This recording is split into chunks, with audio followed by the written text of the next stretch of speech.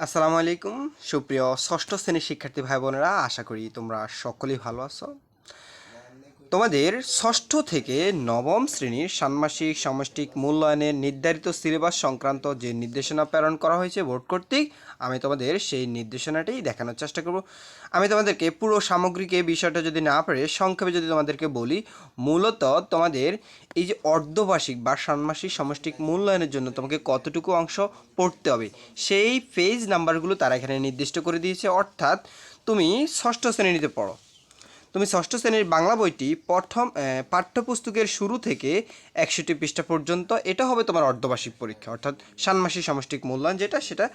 এরপরে ইংরেজি হবে পাঠ্যপুস্তকের শুরু থেকে 60 পৃষ্ঠা পর্যন্ত, গণিত হবে পাঠ্যপুস্তকের শুরু থেকে 137 পৃষ্ঠা পর্যন্ত, বিজ্ঞান তোমাকে পড়তে হবে পাঠ্যপুস্তকের শুরু থেকে 43 পৃষ্ঠা পর্যন্ত, ঠিক আছে। এবং কী কী পড়তে হবে সেগুলো কিন্তু পূর্বের ভিডিওগুলোতে আমি তোমাদেরকে দেখিয়ে দিয়েছিলাম। ইতিহাস ও সামাজিক বিজ্ঞান এটি হবে পাঠ্যপুস্তকের শুরু থেকে 73 পৃষ্ঠা পর্যন্ত। এরপরে ডিজিটাল প্রযুক্তি হবে পাঠ্যপুস্তকের শুরু থেকে 56 পৃষ্ঠা পর্যন্ত, জীবন ও জীবিকা পাঠ্যপুস্তকের শুরু থেকে 58 পৃষ্ঠা পর্যন্ত, স্বাস্থ্য সুরক্ষা পাঠ্যপুস্তকের শুরু থেকে 71 পৃষ্ঠা পর্যন্ত। এটা হচ্ছে তোমাদের সিলেবাস। তো শিল্প সংস্কৃতি পড়তে হবে পাঠ্যপুস্তকের শুরু থেকে 28 পৃষ্ঠা পর্যন্ত, ইসলাম শিক্ষা পাঠ্যপুস্তকের শুরু থেকে 50 পৃষ্ঠা পর্যন্ত, হিন্দু ধর্ম 53 পৃষ্ঠা পর্যন্ত। এরপরে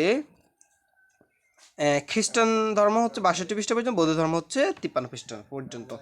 এবং এই এই পেজ অনুযায়ী তোমাদের এই যে ষান্মাসিক সামষ্টিক মূল্যায়নের জন্য যে নির্দেশিকা দেওয়া হয়েছে সেই নির্দেশিকায় এই অংশটুকু শুধু মূল্যায়ন করতে বলা যায়, এতটুকুর মধ্যে তোমাকে মূল্যায়ন করাবে। ধন্যবাদ সবাইকে। তোমাদের কোনো কিছু জানার থাকলে অবশ্যই কমেন্ট করে জানাতে পারো, ইনশাল্লাহ আমি প্রত্যুত্তর করবো।